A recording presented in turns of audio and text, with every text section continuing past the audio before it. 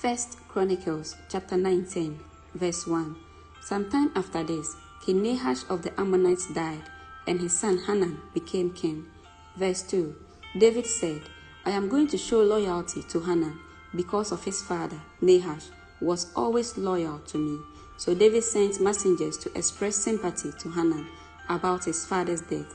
But when David's ambassadors arrived in the land of Ammon, verse 3, the Ammonite commander said to Hanan, Do you really think these men are coming here to honor your father?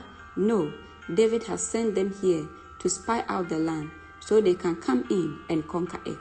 Verse 4, So Hanan seized David's ambassadors and shaved them, cut off their robes at the buttocks, and sent them back to David in shame. Verse 5, When David heard what had happened to the men, he sent messengers to tell them, Stay at Jericho until your beards grow out, and then come back, for they felt deep shame because of their appearance. Verse 6, When the people of Ammon realized how seriously they had angered David, Hanan and the Ammonites sent 75,000 pounds of silver to hire chariots and charioteers from Aram Naharaim and Aram Makkah and Zobah. Verse 7, They also hired 32,000 chariots and secured the support of the king of Makkah and his army. These forces camped at Medeba, where they were joined by the Ammonite troops that Hanan had recruited from his own towns. Verse 8, When David heard about this, he sent Joab and all his warriors to fight them. Verse 9, The Ammonite troops came out and drew their battle lines at the entrance of the city, while the other kings positioned themselves to fight in the open field. Verse 10, When Joab saw that he would have to fight on both the front and the rear, he chose some of Israel's elite troops and placed them under his personal command to fight the Arameans in the field.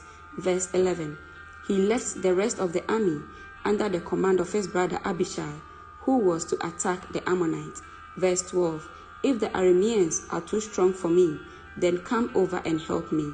Joab told his brother, And if the Ammonites are too strong for you, I will help you.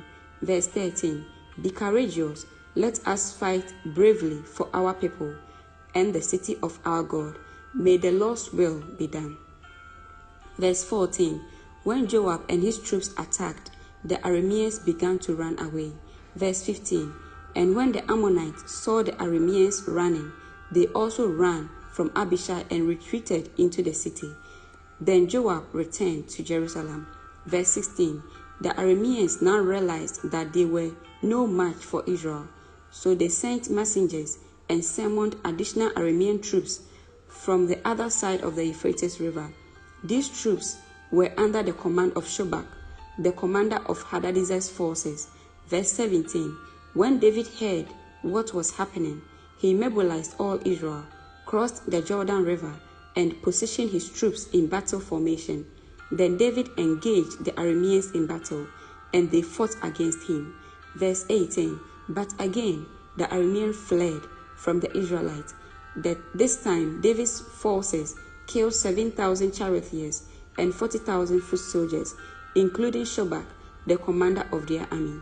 Verse 19, When Hadadezer's allies saw that they had been defeated by Israel, they surrendered to David and became his subjects. After that, the Arameans were no longer willing to help the Ammonites. Amen.